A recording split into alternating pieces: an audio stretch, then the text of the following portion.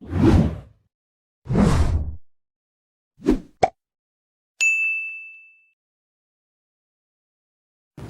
suami, sudah berkeluarga selama 17 tahun. Saat ini sedang mendapat ujian dengan sikap istri yang sedang dekat dengan laki-laki lain. Suatu saat suami sedang piket di gedung majelis hingga pulang pukul 11 malam. Didapatinya istri sedang telepon-teleponan dengan laki-laki lain yang bukan mahramnya. Yang terjadi di depan suami, istri bukan segera menutup komunikasi HP, tapi malah justru berlanjut telepon hingga durasi 45 menit. Setelah HP istri dibuka suami, ternyata terdapat kata-kata sayang, kangen, emotikon cinta, dan lain-lain. Hal ini membuat suami tidak bisa berpikir lagi dan sulit tidur selama berhari-hari. Sedang istri tidak merasa bersalah dengan dalih tidak ada perasaan dengan teman sekolah waktu semaya dulu. Mohon arahan bagi keluarga kami. Nah, kan jenengan rekoso mendak bisa sehari berhari-hari. Itu saking cintanya pada istrinya.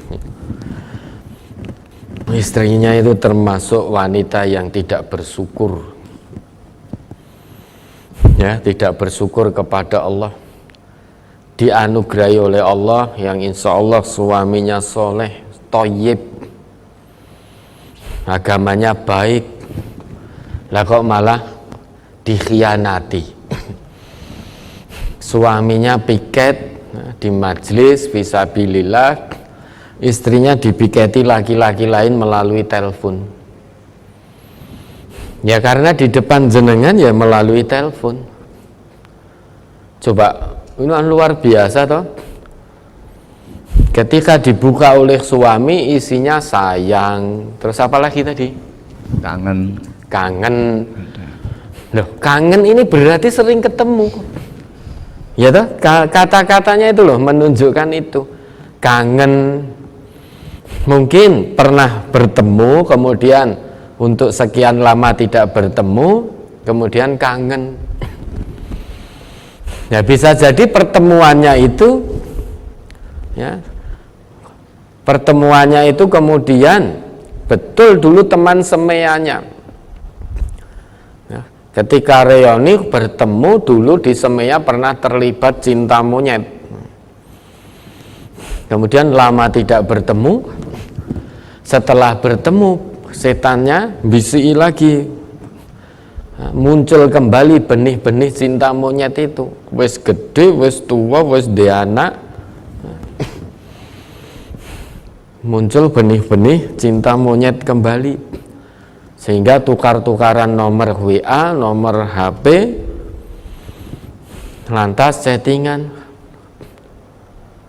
Luar biasa ini. Istrinya dari seorang suami yang sah kok sampai tidak punya malu lagi chatting WA dengan teman lagi semeyanya dengan kata-kata yang mesra seperti itu, sayang, kangen, emotikon cinta. Emotikon cinta itu apa nah? Ini mesti milenial ini. Emotikon itu mungkin tanda-tanda di WA itu ya. Oke, ada gambar-gambar. Ya, mungkin gambar love gitu ya. Gambar love itu. Karo suaminya saja tidak pernah loh. Karo suaminya saja kadang manggilnya tidak pernah sayang, tidak pernah kangen, tidak pernah ini. Tapi dengan laki-laki lain mesra sekali.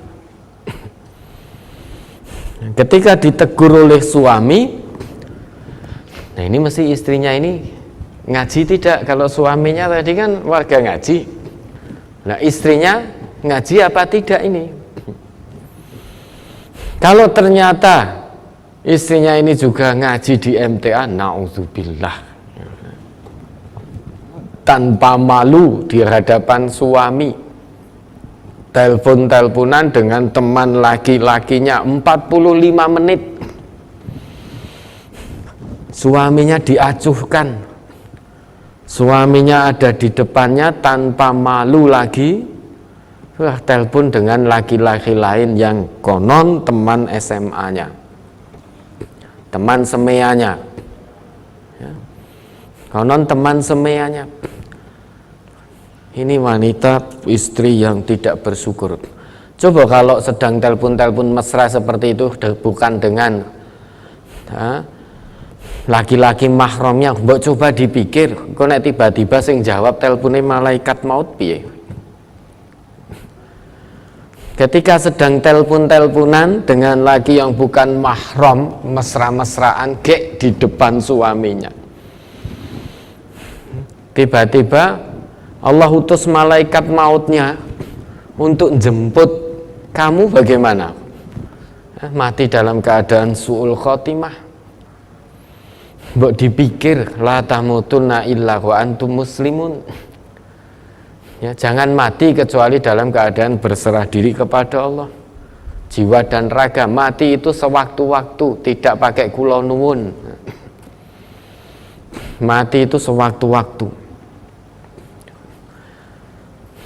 Nah, ini kalau orang sudah dikuasai oleh hawa nafsu. Ditegur suaminya, masih bisa jawab, "Wong tidak ada rasa kok. Wong ini hanya teman." Padahal jelas-jelas WA-nya isinya sayang, kangen, cinta, emotikon cinta. Coba, kok tidak ada rasa bagaimana? Wong WA-nya dibuka, chattingannya seperti itu, tanpa malu-malu lagi. Harga dirinya udah dibuang entah kemana. Kehormatan suaminya dilecehkan di hadapan teman laki-lakinya tadi. Kehormatan suaminya, kehormatan rumah tangganya dilecehkan. Ya, sampai suami tidak bisa tidur berhari-hari, makan tidak enak, tidur tidak nyenyak. Istrinya makan enak, tidur nyenyak. Apalagi kalau habis ketemu, habis telepon teman lakinya tadi, makannya semakin enak, tidurnya semakin nyenyak. Nah, panjenengan selaku suami, ar-rijalu qawwamuna 'alan nisa' bima faddalallahu ba'dahum 'ala ba'din wa bima anfaqu min amwalihim. Maka bisa tegas, harus bisa tegas. Jangan atas nama cinta, saking tresnone dengan istrinya, istri melanggar aturan Allah, aturan Rasulullah, ditegur berulang kali, diluruskan, tetap tidak sadar, hatinya tetap tertutup, maka panjenengan selaku suami harus tegas. Salah satu bentuk ketegasannya, ya, harus tegas. Istri nomornya HP harus ganti. Sak HP nih, harus ganti, ambil sekarang. Kalau panjenengan ini mendengarkan, sekarang HP istri diambil, nomornya dibuang, gunting-gunting nomornya atau dipiak kayak gitu, ya, diganti HP-nya plus nomornya. Lah kalau nanti sudah ganti baru kok masih kemudian seluman-selumun di belakang panjenengan menemui temannya tadi, kemudian tukar-tukaran nomor lagi, telepon-teleponan lagi, sudah itu istri yang tidak baik. Ya, itu istri yang tidak baik. Nasihat Allah, nasihat Rasul saja tidak digubris. Tidak takut dengan ancaman Allah, ancaman Rasulullah. Apalagi dengan jenengan suaminya. Ya, Allah saja dilupakan, apalagi panjenengan suaminya. Engkau ilingin nek butuh duit, ya, kalau butuh uang datang ke suaminya bermanis-manis. Namun kalau tidak ada butuhnya, ya sudah melakukan hubungan gelap lagi. Kiwonengen oleh wingko, ya. Kanan kiri dapat dari sana, dapat dari sini, sudah. Maka panjenengan harus bisa tegas, jangan dibiarkan, ya, setan masuk. Pokoknya ditutup sekecil apapun, celah yang bisa menyebabkan setan masuk, kemudian menggoda, membujuk rayu istri. Apalagi kalau ini sampai warga ngaji di MTA, naudzubillah, ngajinya kayak dipakai untuk apa ngajinya.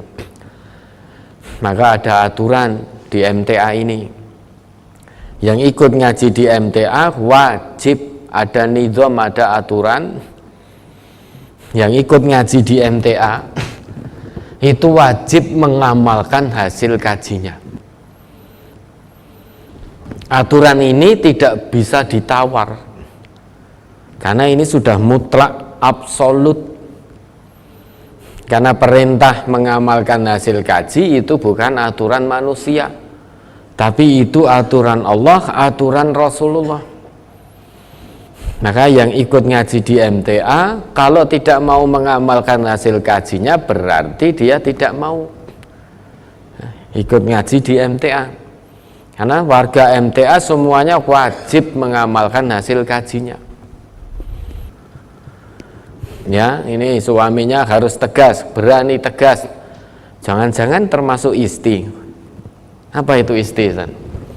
Ikatan suami takut istri. Jangan-jangan ini termasuk isti, sudah lihat istrinya begitu, menasihati mungkin dijawab oleh istrinya, wis menengot cerewet. Ya, mungkin suaminya juga takut. Serasah rame, iki aku ranek rasa apa-apa. Nah, itu berarti tidak thayyibah, bukan perempuan yang baik. Sedang Allah berfirman, al-khabisat lil khabisin wat thayyibat lit thayyibin. Perempuan keji hanya cocok, pantas untuk laki-laki yang keji. Ya, perempuan yang thayyibah, yang baik-baik hanya cocok untuk laki-laki yang baik-baik. Maka jenengan tegas, ya, salah satu bentuk ketegasannya harus berani untuk mengganti nomor istri. Ya, semua kontak yang ada di handphonenya, kontak temannya tadi hapus, delete. Ya, nanti kalau berhubungan lagi ya harus bisa tegas lagi. Ya, mudah-mudahan bisa dipahami.